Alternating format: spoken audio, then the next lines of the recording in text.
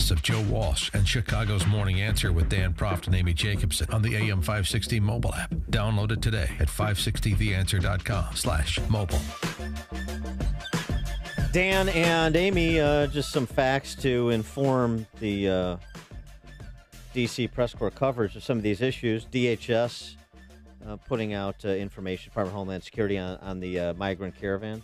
Yeah. They have 270 people that are among those caravanners. Yeah, the latest I heard was 12,000.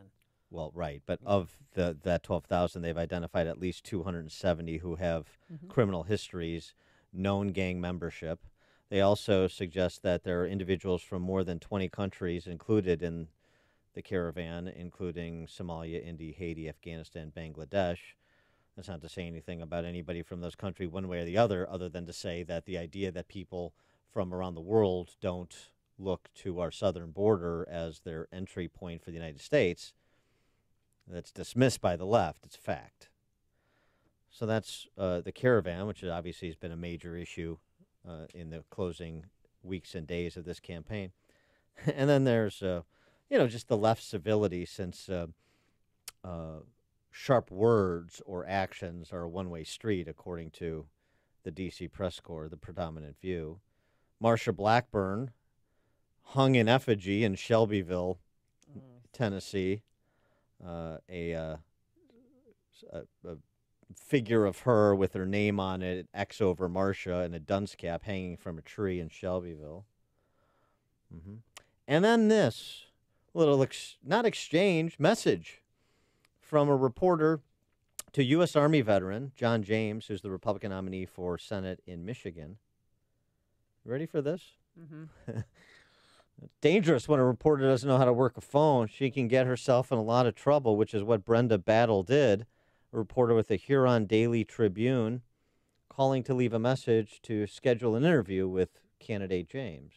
Hi, my name is Brenda Battle. I am a reporter with the Huron Daily Tribune in Bad Axe, Michigan. Looking to set up an appointment with Mr. James for sometime on Wednesday for a phone interview regarding the election results. I'm probably going to send an email over to the info@johnjamesforsenate.com with some details. If you'd like to call me back, my number is 989. Thank you. Man, if he beats her, Jesus. John James. Whew, that would suck. Oh. I don't think it's going to happen, though. Oh. Effing John James is what the reporter said. So maybe you can understand, maybe if you don't want to use the phrase enemy of the people, okay. How about enemy of Republicans' electoral interests? Is that fair? Is Brenda Battle Does she still have a job this morning? Not an objective scrivener on the campaign trail, assessing both Stabenow and James on the merits, do you wonder? I mean, she should learn to hang up the phone, but I'm glad she didn't, because now you know how she really feels. I mean, how many examples do we need? For more on these topics and so many more, we're pleased to be joined by our friend Juan Williams, Fox News contributor, columnist for The Hill.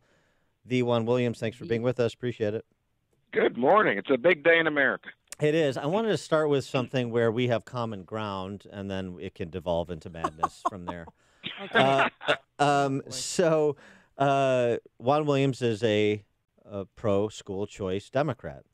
And so I wanted to get your take on governor's races in places like Wisconsin and Illinois here in Florida, where you have Democrat nominees for governor that are vowing to eliminate the successful school choice programs in all three of those states. Well, I'd be opposed. As you said, I'm pro-school choice in specific charter schools. I have some qualms about vouchers in terms of where they go and the kind of very segregationist schools, both by gender and religion and all the rest. My focus is on trying to deliver for America's kids the best quality education. That's why I get into trouble with all the unions, because I think they're about protecting jobs for the adults, and I think the number one priority should be educating the kids. Right, and so, I mean, do you think that's enough of an issue in terms of importance that it's borders on litmus test worthy? No, not obviously not. I mean, even in the campaigns that you're talking about, it's not near to the number one issue. No, I'm talking about for you. I'm not talking about whether it is on the issue matrix. I'm just talking what it should be, not what it is. Oh, well, to me, I mean, in my life, I mean, I take this very personally because in my life, I don't think I would be anywhere if I hadn't been the beneficiary of a first-class education. When we talk about things like poverty, when we talk about income inequality in specific, so much of this relates to people who have been denied or somehow lack education. And I just think, and especially a quality education, I just don't see how we, in a global economy as a nation, can have a positive future if our young people aren't prepared to compete. We're not even close when it comes to the STEM, science, technology, engineering, mathematics. We are trailing the rest of the world. It's crazy. All right, so there you go. Juan Williams saying vote for Scott Walker. No, I did not say that. I'm kidding. I know. All right, so we played the audio of Brenda Battle, that reporter, who, by the way, was fired this morning from her job. But then you have your colleague, Sean Hannity, up there last night with President Trump. What did you make of that? Was it a little too close? Yeah, it made me uncomfortable. I mean, clearly it's not my decision. That's up to Sean Hannity, and it's up to Fox News. Sean had tweeted earlier that he wasn't going to be part of the rally, that, in fact, that he was just doing a show from there. But the president invited him onto the stage. Well, right. But let's just, Sean Hannity and somebody who holds himself out as an objective reporter are two different things. One has a show, it has a particular point of view that is wholly transparent. The other, in the case of this reporter in Michigan and just in general, is the pantomime of objectivity to mask an agenda.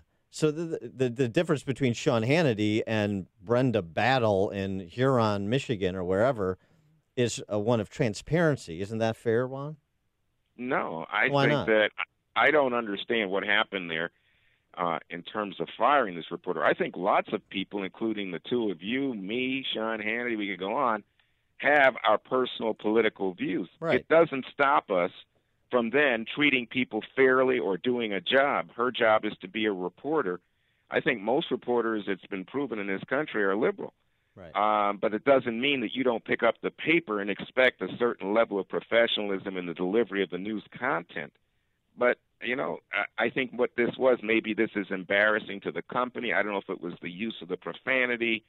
I don't know what went on there. But to me, that the idea that somebody has a political view does not disqualify them from doing their job. No, I completely agree. It's just the unnerving nature of lying about it, pretending that you don't. Of course you have a political point of view. Of course that informs the stories you choose and how you choose to cover them. So be honest about it, and then we can have an honest conversation. But when you pretend... No, I have a different point of view on that. Because I think so much of it is about the audience, and a lot of times people will cater to the audience, but my fear is that sometimes they pander to the worst instincts in the audience in terms of the racial division, the anti-immigrant kind of drivel. We just saw ads pulled from major networks, including Fox, put out by the Trump campaign that, again, just full of lies about the caravan, and they put up this guy who had killed some police officers and make him it's just ridiculous. Yeah. So Fox News 8, you guys aired that. So did NBC for Sunday Night Football. Do you think you guys were dragging your heels before taking that ad down? What do you mean dragging out? Well, why did it take so long for Fox News if they felt this way? Why didn't they feel this way weeks ago when they started airing that ad? Well, I think people had to look at it, and the thing is, there's always resistance to silencing any kind of political advertising. You want to make sure everybody gets their say, but it's when it crosses the line into this hatefulness and lies. Clearly, not only is the caravan a humanitarian issue, it's no threat to us. It's not an invasion. They're not carrying diseases. There's no MS-13 army approaching the... it's just ridiculous. There's thousands of miles from the border. But this has become the go-to message for Trump because he doesn't have any other message. And it's just incredible to me how many people are sufficiently gullible that they say, oh, that must be the issue. It's ridiculous. It's absurd. But the idea that then you lie about it and say Democrats let this criminal in fact, he was deported by Democrats, back in by Republicans, not deported by Sheriff Arpaio, a Republican icon, and then they put that in an ad. It's just tragic that this kind of trash gets on the air. Well, so is Andrew Sullivan a bigot too? Because Andrew Sullivan wrote a piece in the New York Magazine over the weekend chastising Democrats for pretending that immigration is an issue that they can ignore. And it is noteworthy that even Beto O'Rourke in El Paso has pretended that he needs time to study this issue of what to do about the caravan. Democrats have been running from this issue in terms of what their policy prescription is since the caravan formed. Well, I don't think that's right at all. In fact, I think what you see is that's what he Democrats saying that this is a humanitarian issue. We need to deal with the source of the problem. We don't need to demonize people unnecessarily, and reminding people, this is so important to me, that we are a nation of immigrants. We want people who have energy and desire. Ronald Reagan, if you'll recall, said he believed in border security walls, but he said every wall should have an open door. And these people are coming seeking asylum. Nobody's threatening us. Nobody's saying we shouldn't have laws. Democrats don't believe in open borders, but this is the kind of rhetoric you're hearing. They don't. Alexandria Ocasio-Cortez specifically does, and there are Democrats that want to eliminate ICE. And the whole, I mean, if you a policy solution, we need to address it at the cause. What does that mean? We need to turn Guatemala into Texas? Well, that's not going to happen. So what do you? Oh no, we don't send foreign aid to countries around the world. We don't get involved with our neighbors. No. Trade deals. What kind of short to medium term solution is saying we're going to turn Guatemala and Honduras and other struggling third world countries into economic engines? What do you do about the reality on the ground right now with our porous southern border, well beyond the caravan? Just as a general matter of course, Republican administrations, Democrat administrations, the number of people in this country deported multiple times, the number of people in this country who've committed violent crimes, including against other immigrants, and nobody ever seems to get a handle on it. This isn't a Republican-Democrat thing. It's part of the reason Trump got elected, because both parties have abdicated the responsibility, the national security responsibility on the southern border, and people are tired of it. And that's not racist. That's reasonable. That's rational. That is so irrational. I don't even know where to begin, because you've packed so many misconceptions and distortions in there. Number one, our southern border is not porous.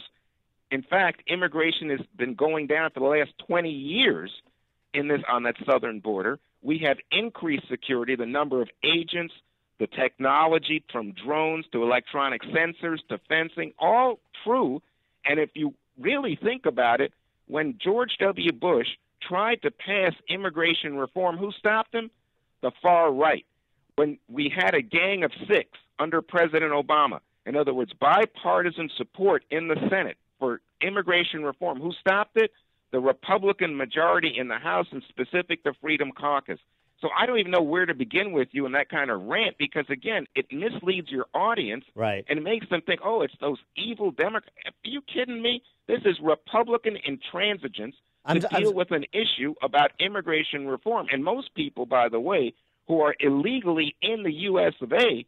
don't come through the southern border. They come on airplanes. They overstay visas. 40%. But I don't see anybody dealing with that reality. Instead, they want to somehow make these poor, struggling folks coming up into evil folks. It's terrible. Yeah, well, first of all, that's demagoguery, number one. Number two, 40% isn't a majority. That's what comes through our airports, overstays visas, but at least they come into the country illegally at the outset, so you can track them. We need to do a better job of that. It's always been my position. Number two, we're not demonizing people from a particular country. We're saying, and I'm saying, that there are people who come to this country. We don't know why they're coming. They've been deported and they somehow get back in. They've committed crimes. This is going back to the Obama administration and the exchanges between ICE Director Saldana and Ted Cruz, where she conceded the point. Somebody from Texas, Saldana, in addition to Cruz, conceded the point of the tens of thousands of people in this country illegally who've committed Class X felonies. It's not the majority of the 12 to 20 million people. It's a small fraction, and a small fraction of a big number is a big problem. And neither party, you must not have heard what I said, neither party has been willing to address that even basic issue. of removing people who commit violent crimes from this country and making sure they do not return, and preventing people who are inclined to commit violent crimes from coming in the first place. Neither party has done the job. It's one of the reasons Trump got elected. And because, Republicans punted on the comprehensive immigration reform that was proposed previously, that doesn't mean anything in terms of addressing the fundamental problem. Nobody is willing to talk about the underlying immigration law that I'd like to see change, and I'd like to be liberalized, and I'd like to bring more people here who want to add value to this country. But nobody's willing to talk about that, including me, until you accomplish the one thing every politician says they want to accomplish with respect to predators who get into this country and can then come back to this country after committing illegal acts. And both parties have failed on that, which is why Trump was elected as president of the United States. Well, if you want to play racial, hateful, xenophobic politics, you that? can say, oh, yeah, how the American people will play that game. But there's no reality of what you're saying. In fact, the crime rate among illegal immigrants is lower than the crime rate among native-born Americans. It should be zero. So it should be zero. Again, this is so distorting. But again, you feed this kind of thing to your listeners to stir them up on Election Day, because you don't have anything else. Because if you look at the Trump record when it comes to immigration, again, nothing. I don't have anything else. I could talk about jobs. Failure. I could talk about jobs and economic growth for this entire segment. I don't have anything else. Yeah, I could what are you talk about going to say? deregulation. In fact, more jobs were created in the 21-month period under Obama than in the 21-month period under Trump. Are you going to tell people that? Okay, Juan, it's just data, but data's racist when it doesn't comport with your worldview. Juan Williams, it's racist to say more jobs were created under Obama than under Trump? That's racist. Yeah, okay. Juan Williams, Fox News contributor. Thanks for joining us, Juan. He joined us on our turnkey.pro answer line. Here's special election night coverage tonight, beginning at 7. Then talk about it with Dan and Amy tomorrow morning, starting at 5 a.m. on your election station, AM 560. The Answer.